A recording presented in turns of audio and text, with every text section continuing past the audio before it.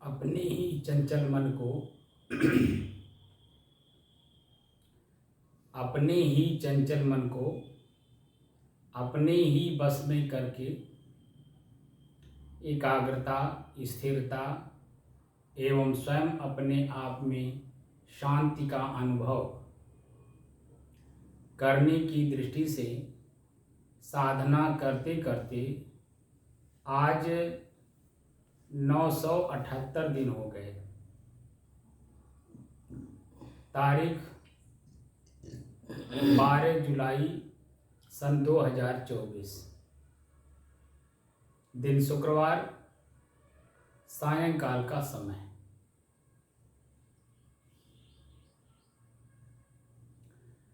व्यवहारिक जीवन में जैसे हम किसी काम को जब करते हैं और उसमें 3 साधनों का प्रयोग करते हैं, देखकर, जानकर और समझकर।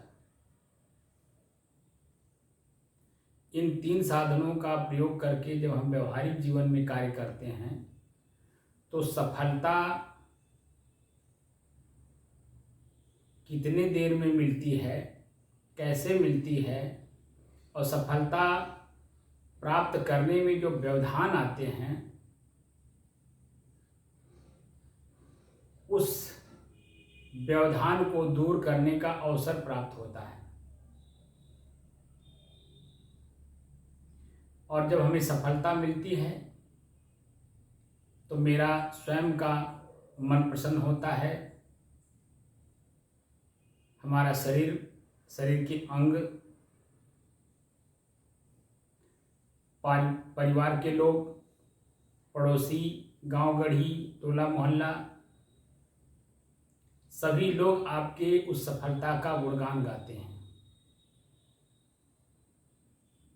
लेकिन जब व्यवहारिक जीवन में ही बिना देखे, बिना जाने, बिना समझे कोई कार्य अगर आप कर रहे हैं तो सफलता कैसे मिलती है उन्हें पता ही नहीं। तो जो व्यवधान आता है उसी व्यवधान को ही बहुत बड़ा इश्यू बना करके प्रस्तुत करते हैं कि कैसे होगा, बहुत बड़ा पहाड़ टूट करके गिर गया।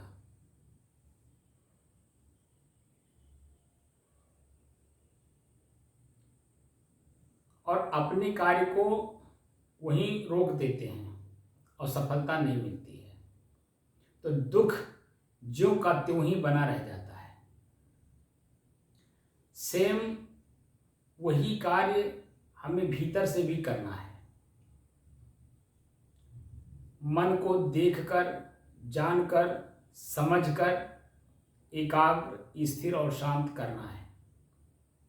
हमारा जो लक्ष्य है मानव जीवन का वह है मोक्ष, मोह का नाश करना। मन किसी भी चीज में आसक्त है, आकर्षित है, मोहित है, तो उस मोह का नाश करना है जिसमें मन आसक्त है, जिसके बिना मैं नहीं रह पाऊंगा या नहीं रह पा रहा हूं।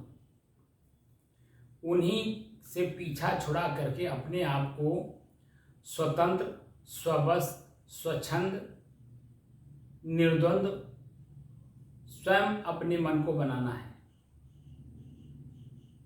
लेकिन जब देखकर, जानकर और समझ कर करेंगे तभी आपका मन स्वबस भी होगा, स्वतंत्र भी होगा, स्वच्छंद भी होगा और इन सब के ऊपर आपका जीवन निर्द्वंद भी होगा। क्योंकि एक एक निर्वारीय जो निर्वारी जाए, एक एक काम को, एक एक जो स्मृति है, ख्याल है, आसक्ति है, उनको देख देख कर, जान जान कर, समझ समझ कर अपने जीवन से सदैव के लिए निकाल करके बाहर करना है, निराई करनी है इनकी। तो शुरुआत हम लोगों ने जो किया था आज के 977 दिन पूर्व, अपने श्वास को अपने से अलग होकर के देखने के लिए।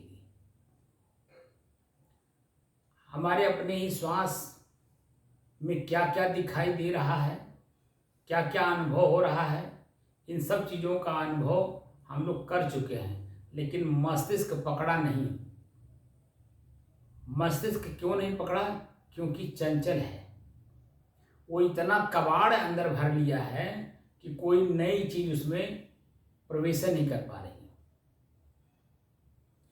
उसी की मजबूती के लिए हम लोग पुनः अपने श्वास को देख रहे हैं, क्योंकि 50% जो कबाड़ है वो साफ हो चुका है। 50% जो स्मृतियां, ख्यालें, यादगारें जो मन के अंदर में हैं, उन्हीं को देख देख करके, जान जान करके, समझ समझ करके खाली निकालना है। तो श्वास पर जब मन केंद्रित हो जाएगा और श्वास में क्या क्या मिल रहा है, शास्त्र शब्द का प्रयोग करके हमें उसका अनुभव करना है। शास्त्र है क्या, क्यों, कैसे, कब, कहाँ और कौन। उसी शास्त्र को चित्त भी कहते हैं। चित्त में तर्क शक्ति होती है, उसी तर्क शक्ति को चेतना भी कहते हैं, ज्ञान भी कहते हैं।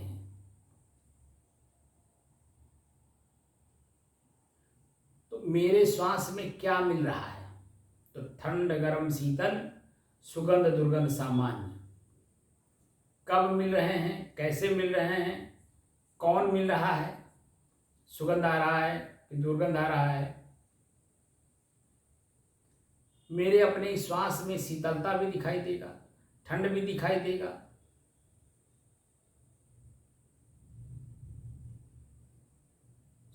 सामान्य भी दिखाई देगा।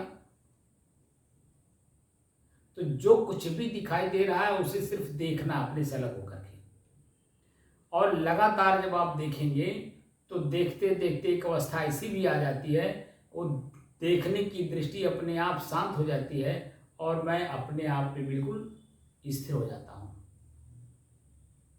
लेकिन जब लगातार आप देखते रहेंगे तब, और लगातार देखने से ही मनोवृत्तियों में किसी प्रकार का याद, ख्याल, स्मृति कुछ नहीं होता है, एकदम शांत स्थिति महसूस होती है। और मन चंचल है क्योंकि स्मृति, ख्याल बहुत हो रहा है, तरह तरह के ख्याल हो रहे हैं, और ऐसे ऐसे ख्याल हो रहे हैं कि वर्तमान में हम बैठे हैं, साधना कर रहे हैं, तो इस साधना को ही छोड़ करके उठ के जाके उस काम को करेंगे, जो कि वो काम जब करने के बाद आपको अनुभव होता है कि ये काम नहीं बल्कि वो काम पहले प्राथमिकता पे करना चाहिए था, ध्यान साधना की। लेकिन जब हम ध्यान साधना करने बैठते हैं तो हमारा ही मन बैठने नहीं देता, बल्कि ख्याल ऐसा करा देगा कि वो काम इससे ज़्यादा महत्वपूर्ण है, इस काम को छुड़वा देगा, उस काम में ले जाकर के आपको भिड़ा देगा, और उसी में सुख दुख का अनुभव करके अपने आप का अनुभव नहीं होता है। सुख दुख का भले अनुभव होता है, शांति का भले अनुभव होता है, लेकिन मैं स्वयं कौन हूं इसका ज्ञान नहीं होता है।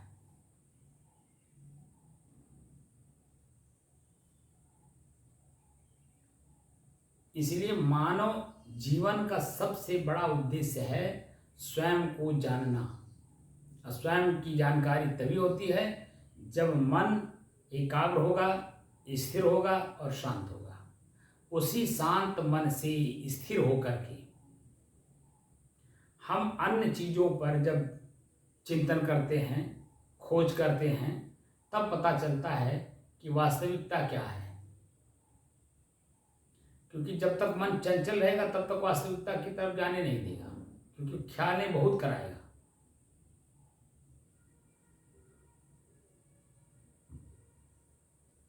इन ख्यालातों से जब तक हम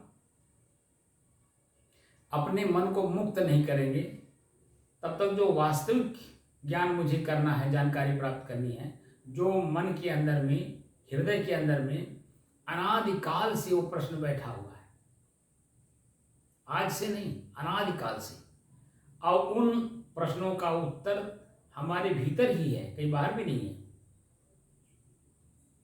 गुरु संकेत करता है, भीतर में है, आप उसको देख लो। लेकिन उसको देखने के लिए हमारी दृष्टि साफ होनी चाहिए, स्वच्छ और निर्मल होनी चाहिए, ताकि और पारदर्शी भी होनी चाहिए, ताकि एकदम बिल्कुल दिखाई दे। उसके लिए अच्छाई या बुराई दोनों का परित्याग करना होता है। मन में प्रसन्नता है उसका भी त्याग करना है, मन दुखी है उसका भी परित्याग करना है, तब जाकर के मन पारदर्शी होता है। और जिन प्रश्नों का उत्तर हम अनादिकाल से ढूंढ रहे हैं वो क्षण मात्र में आपको मिल जाएगा। आज 32-33 सालों से हम लोग या स्वयं कहें मैं व्यक्तिगत आज अध्यात्म में मैं स्थिर हूँ या त्याग मार्ग में वैराग मार्ग में स्थिर हूँ, तो कुछ मुझे मिला होगा बेशकीमती सामान, तभी तो मैं स्थिर हूँ। अगर बेशकीमती सामान मुझे ना मिला होता तो आज जो मैं आप लोगों को साधना की पद्धत सिखा रहा हूँ, ये पद्धत सिखाने को कौन कहे, मैं खुद ही उसी वासना से ग्रसित होकर के दुख और पीड़ा में लिप्त हो गया होता। और जैसे आम आदमी को ब्लड प्रेशर बढ़ रहा है, शुगर बढ़ रहा है, हार्ट अटैक हो रहा है, ब्रेन हेमरेज हो रहा है, तनाव के कारण मानसिक दबाव महसूस हो रहा है, समाज में हे दृष्टि से देखे जा रहे हैं, वही इस दशा हमारी भी होती। लेकिन धन्य है वो गुरु और धन्य है हमारी जिज्ञासा। दोनों के अंदर में, गुरु के अंदर में जिज्ञासा थी कि अपने शिष्य को क्या से क्या दे दें, यानी जो इसकी जिज्ञासा है वो इसको भरपूर मिल जाए।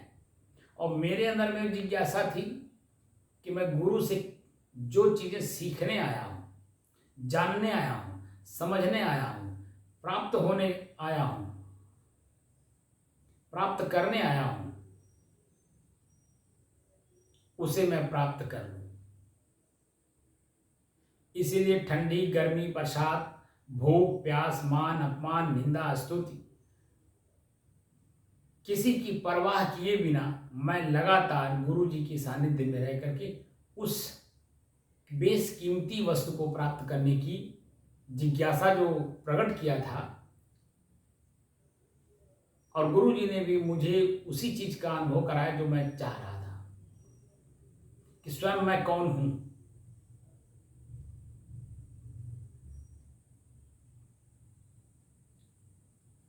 स्वयं मैं कौन हूं को जानने की दृष्टि से जब मैं गुरु जी के सानिध्य में साधना किया, तो भूख प्यास, नींद, आलस, जमुआई, निंदा, मान अपमान, सब कुछ को सहन करने की क्षमता हमारी बढ़ गई। और किसी चीज में मेरा मन अटका नहीं। और जिस समय में जिस काम को करते समय गुरुजी तो मुझे अच्छा बता करके करा रहे थे, लेकिन समाज की दृष्टि से वो खराब लग रहा था। जैसे खेती करना, संत को कभी खेती करते हुए आपने नहीं देखा होगा, खेती करवाते हुए देखा होगा आपने, करते हुए नहीं देखा होगा। देखे देखा है, देखे ना जी। लेकिन मैंने नहीं देखा था कभी। लेकिन गुरु जी के सानिध्य में मैंने खुद खेती की है, क्योंकि गुरु जी हमारे मेच्योर 65-70 साल की उम्र में थे और मैं 20 साल की उम्र में था। तो मैं तो बाहर बहुत घूमा नहीं था, गुरु जी घूमे थे, भ्रमण में थे, संतों के सानिध्य में रह करके उन्होंने जीवन को देखा था नज़दीक से। तो मुझे भी खेती करना उन्होंने सिखाया और कहा कि करो बहिया बले आपनी, छाड़ पर आई आस, जाके आंगन नदिया बह सोकस मरे प्यास, जौलों कर डोले पग उचाले, तौलों आस न कीजे।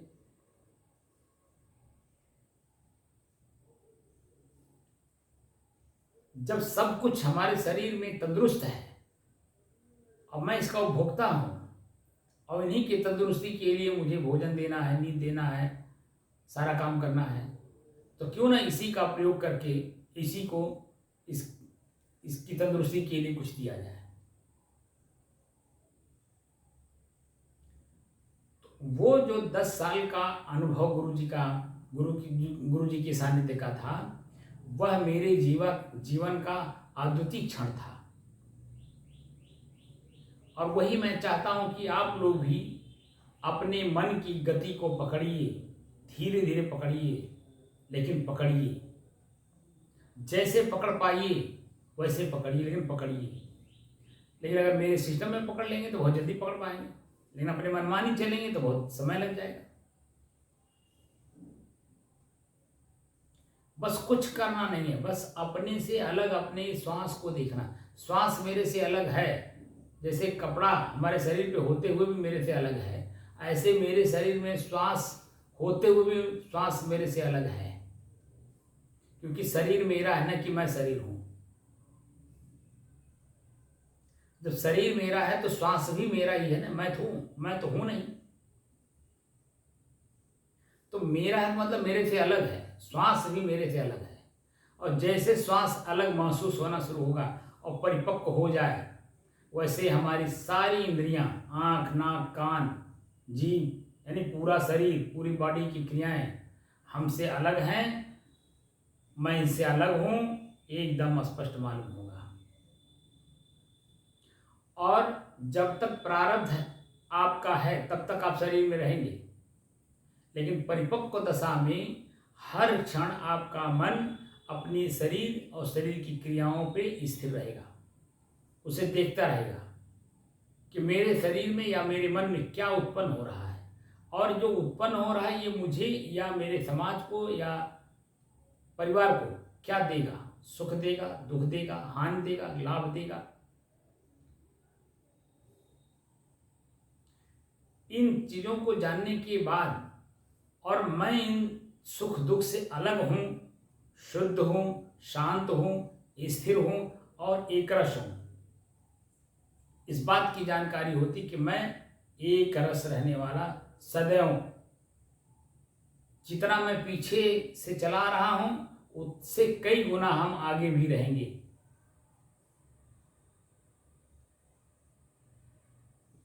दुख सुख तो पड़ाव है, बीच के एक स्टेशन है। ये रास्ते में मिलते जाते हैं, छुपते जाते हैं, मिलते जाते हैं, छुपते जाते हैं। लेकिन क्या मैं स्वयं अपने आप से कभी अलग होता हूं? अपने से तो कभी हम अलग होते नहीं। और उसी अपने अलग न होने का एहसास साधना के द्वारा हमें करना है।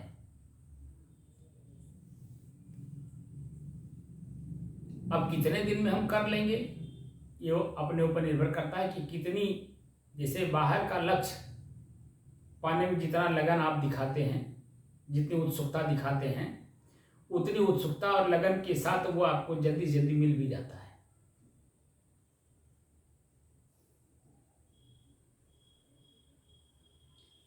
वही चीज यहां भी है, अपने स्वयं को जानना है। और अपने स्वयं को जाने बिना मुक्ति क्या है कैसे समझेंगे, कैवल्य दशा क्या है कैसे समझेंगे, निर्वाण दशा क्या है कैसे समझेंगे, स्वरूप स्थिति या आत्म स्थिति क्या है कैसे समझेंगे। जो बड़ी बड़ी बातें हैं उन बड़ी बड़ी बातों को कैसे समझेंगे। परमात्मा, ईश्वर, ब्रह्म, ब्रह्म स्वरूप, तत्व, तत्वदर्शी, निज तत्व, बड़ी बड़ी बातें हैं, बड़े बड़े शब्द हैं, उन्हें कैसे समझेंगे। बस एक चीज को जान लीजिए, सारे को अपने आप जानने में आ जाएंगे, उसको जानने की जरूरत भी नहीं पड़ेगी। बस स्वयं मैं कौन हूं,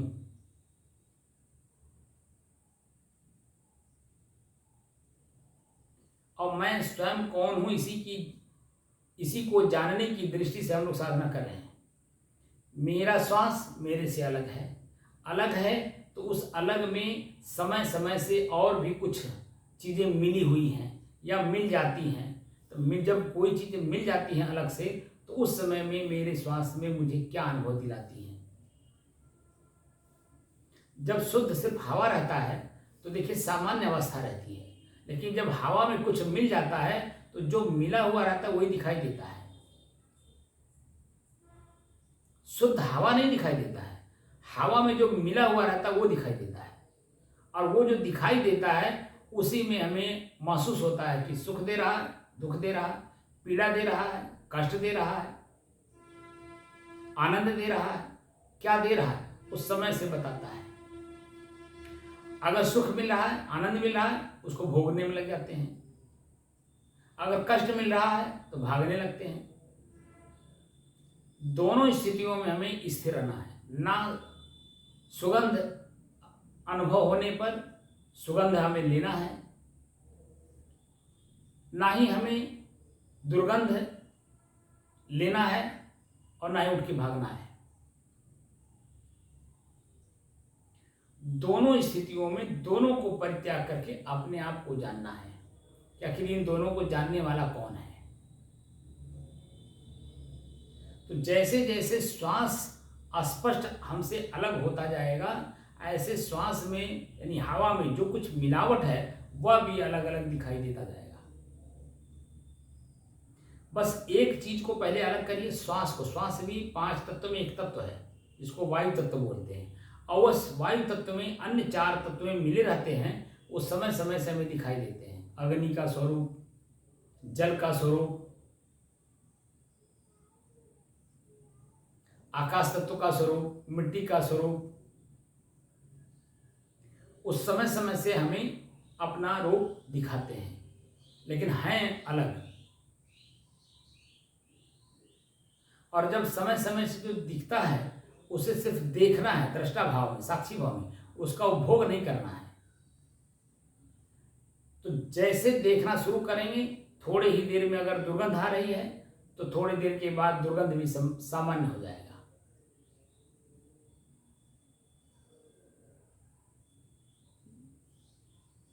सुगंध आ रहा है, सुगंध को देखेंगे तो लगातार देखने से थोड़ी देर के बाद सुगंध भी गायब हो जाएगा, आपकी सामान्य स्थिति बनी रहेगी। तो दृष्टा दृश्य का अभ्यास हम लोग कर रहे हैं। दृष्टा दृश्य का अभ्यास, साक्ष्य और साक्षी का अनुभव। साक्ष्य क्या है, साक्षी कौन है?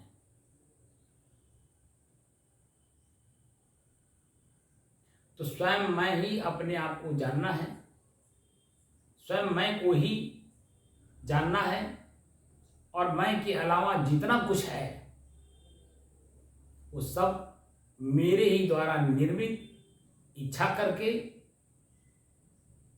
और सुख दुख का उपभोक्ता उसी दृश्य में मिल करके हम भोग रहे हैं। बस अपने से अलग है, अलग की वस्तु अलग कर दीजिए, अपने को उस वस्तु से अलग कर दीजिए, तो अपने आप का अनुभव अलग अपने आप होगा, और मेरे से जो अलग वस्तु है उसका भी अलग से अनुभव होगा कि वे सब मेरे से अलग हैं। जैसे सबसे पहले श्वास को, श्वास एक जीवन है, शरीर को जोड़ने का काम करता है। शरीर से और मेरे दोनों के बीच की जो मध्यस्थता है वो श्वास है। उन्हीं मध्यस्थ चीज़ों को जान लीजिए, अन्य चीज़ें अपने आप जानकारी में आ जाएंगी। और जैसे अलग अलग चीज़ें अलग अलग हुई, ठीक अपने आप का भी अनुभव हो जाएगा कि इन सब से मैं अलग हूँ, शुद्ध हूँ, शांत हूँ, स्थिर हूँ और एक रस हूँ। मेरे में कोई मिलावट नहीं, कोई रंग मेरे अंदर में है नहीं। मेरा अपना अलग ही एक रंग है, वो है स्वच्छ, निर्मल, उसमें कुछ है ही नहीं। आकाश की तरह विशाल भी है, स्वच्छ भी है और निर्मल भी है। उसी को हमें जानना है। मैं स्वयं कौन हूँ, स्वयं कौन हूँ को जानने की दृष्टि से श्वास को देखना है।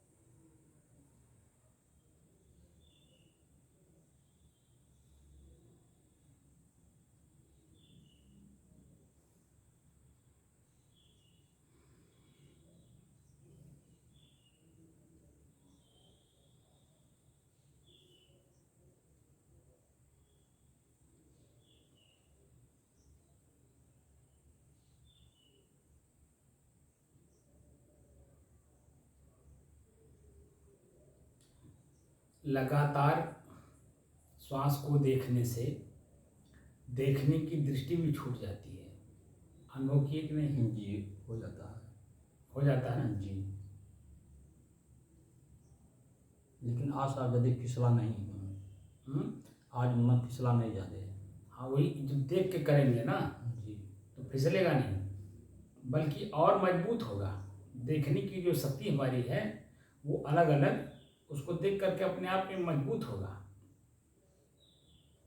तो जैसे ही बैठेंगे, जब ये मजबूत हो जाएगा ना, जैसे बैठेंगे वैसे ही मन तुरंत आपके अपने बस में रहेगा। आपसे अलग हट करके कुछ सोचेगा ही नहीं, बल्कि वर्तमान में सोचेगा हम कहाँ बैठे हैं, हम क्या कर रहे हैं, हमें क्या करना चाहिए। ठीक है ना? जी तो वो वर्तमान की सोचेगा, तब भूत और भविष्य में नहीं रहेगा। अच्छा कल कर लेंगे, अच्छा परसों कर लेंगे, अच्छा उनसे करा लेंगे, ये भाषा नहीं आएगा। तब कबीर की भाषा आएगी, करो बहिया बलिया बनी छाण पर आई जास। और दूसरा क्या है? काल करे सो आज करे, आज करे सो अब, पल में परले होएगा, बहुर करोगे कब। तो कल पर नहीं डालोगे, तत्काल तुरंत, क्योंकि प्रजा जो वर्तमान है यही मेरा है, ना भूत मेरा ना भविष्य मेरा। इसलिए जो भी हमारे मन में व्यवहारिक दृष्टि से, अच्छे दृष्टि से, समाज की दृष्टि से, सबकी दृष्टि से जो अच्छा कार्य है उसको आप तत्काल कर लेंगे। हाँ, जो आपको लगे कि ये खराब है उसको डिले करिए तो अच्छा है। जो खराब काम है उसको पहले करता है मन, करवाता है हमसे, और जो अच्छा है वो बाद में करवाता है। कभी इस बात का अनुभव किए? ये करता है साहब। अच्छा काम तुरंत कहेगा जी नहीं, बुरा काम। बुरा काम कि इससे बढ़िया मौका नहीं मिलेगा। और अच्छा काम कहेगा यार अभी तो बहुत दिन पड़ा है, कर लेंगे, अरे कल कर लेंगे, कोई बात नहीं। अब ये देखिए उसकी असावधानी है। जी जी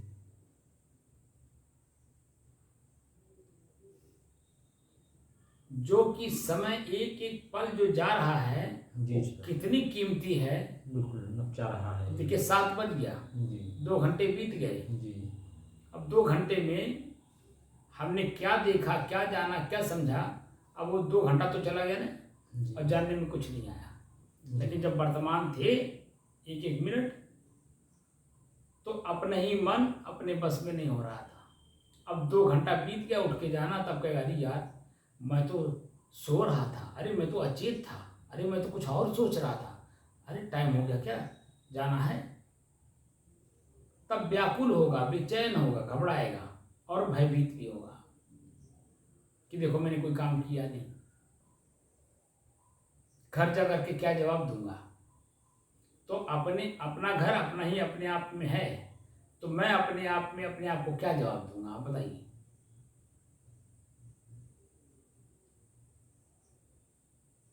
तो वही चीजें हैं कि हम लोग जो कार्य वर्तमान में कर रहे हैं, मन वास्तव में अपने कार्य में वर्तमान में रुकता नहीं है। सबसे बड़ी समस्या यही है, और इसी समस्या का समाधान हम लोगों को करना, चाहे आज हो चाहे 10 दिन बाद हो, लेकिन करना वही है। जी सर। जब कमर कस लेंगे नहीं करना ही है तो कैसे बस में नहीं होगा।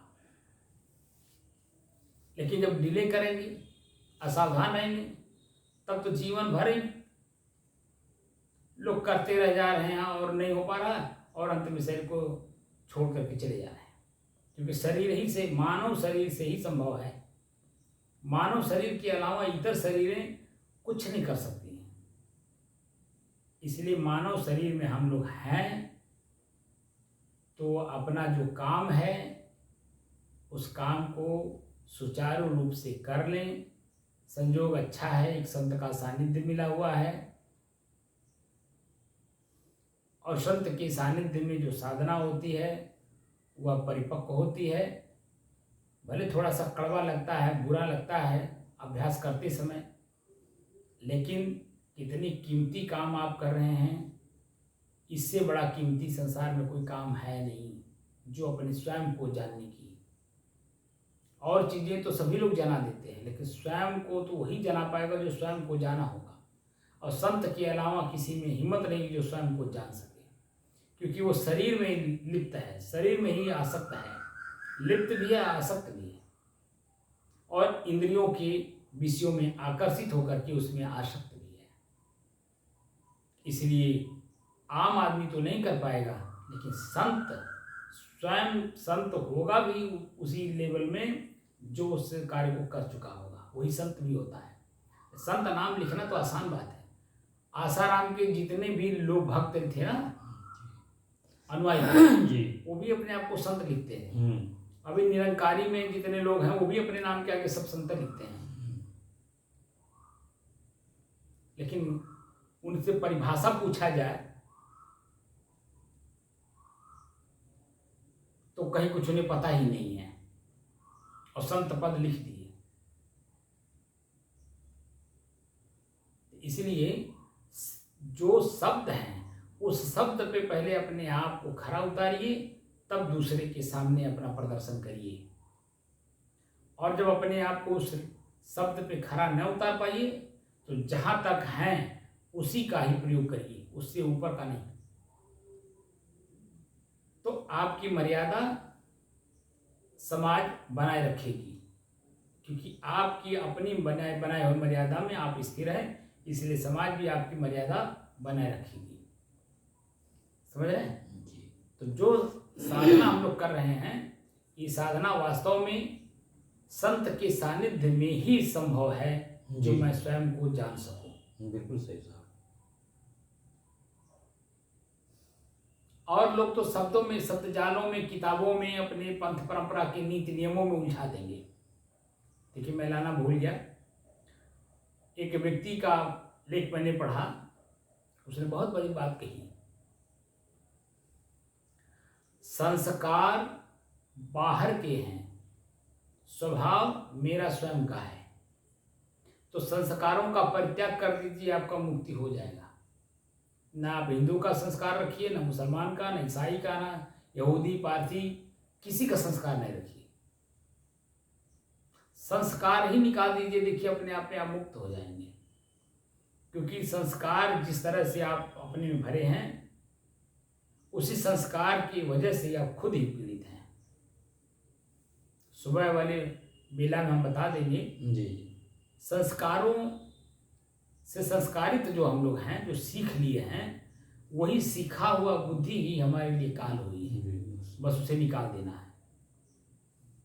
ठीक है ना? जी, तो अपने श्वास को अपने से अलग होकर के देखने का भरपूर, घर पर भी, रास्ते में भी, और नीचे देख करके चलने का प्रयास करिए, ताकि जो समय चला गया लौट के आना नहीं है। जो बचा है, शेष कितना बचा हम लोगों को जानकारी नहीं है। इसी शरीर में कब क्या हो जाएगा कुछ पता ही नहीं चलता है। तो इसीलिए जो सामान्य स्थिति हम लोगों की बनी हुई है, इसी सामान्य स्थिति में ही अपने को जानने का भरपूर मौका मिलता है। इसलिए सामान्य जो जीवन हम लोगों का है, अभी शरीर में दुख नहीं है, पीड़ा नहीं है, किसी प्रकार का कोई और उत्पात नहीं है, तो देखिए मन शांत है, तो शांत मन से हम अपना काम कर ले जाएंगे। लेकिन अभी अपने पैर में कोई, जैसे अभी हमको महीना दिन हो गया ठीक करने में, पैर में जो चोट लग गई थी और मांस फट गया था, उसकी वजह से अभी तक बच करके चलना पड़ रहा है। लेकिन मैं पहले से अभ्यासित हूँ, इसीलिए मुझे प्रभावित नहीं कर पाया, लेकिन पीड़ा तो अपना भरपूर दिया। जितना इसको देना था उतना उसने पूरा दिया। ऐसे बवासीर भी खूब जितना उसका अपना पीड़ा देने का काम था पूरा दिया, लेकिन मुझे नहीं दे पाया, इसीलिए वो अलग हो गया। मैंने उसका सॉल्यूशन निकाल दिया। ऐसे ही मेरे तक कुछ भी पहुंच नहीं पाएगा। ठीक है ना? जी, तो जो पहुंच नहीं पाएगा तो उसके लिए परिश्रम करने की जरूरत क्या है? जो मेरा स्वयं है, सदा सदैव से है, पहले भी था, आज भी वर्तमान में भी है, और आगे भी सदैव मेरे साथ रहेगा। उसी का परिचय हमें प्राप्त करना है। वो कौन सा ऐसा वस्तु है कि जो मेरे साथ पहले भी था, आज भी है और आगे भी रहेगा। उसी को जानना है, उसी को समझना है और उसी में अपने आप को समाहित कर देना है।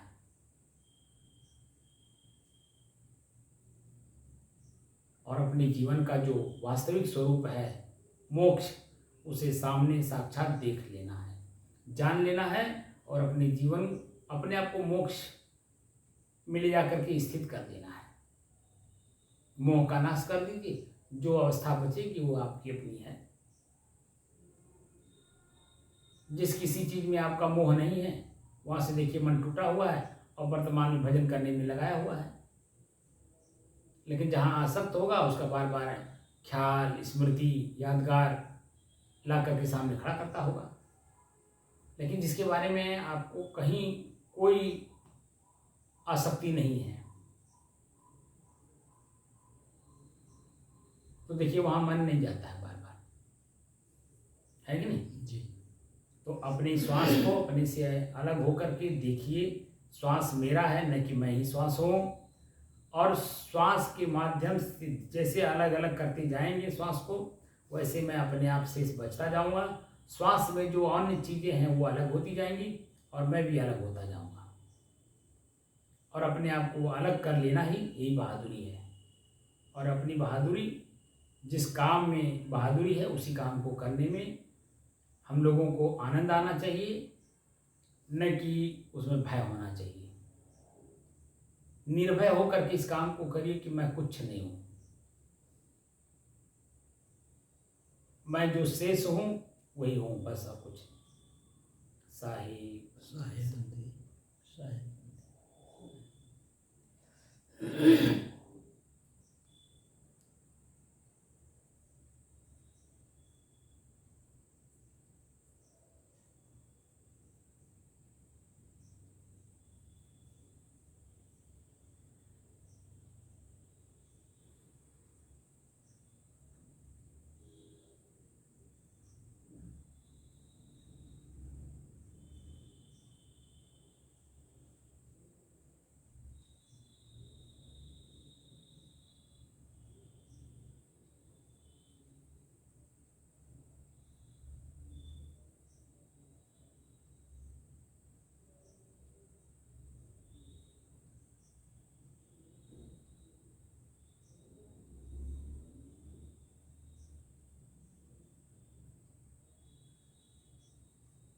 बंद कर दीजिए।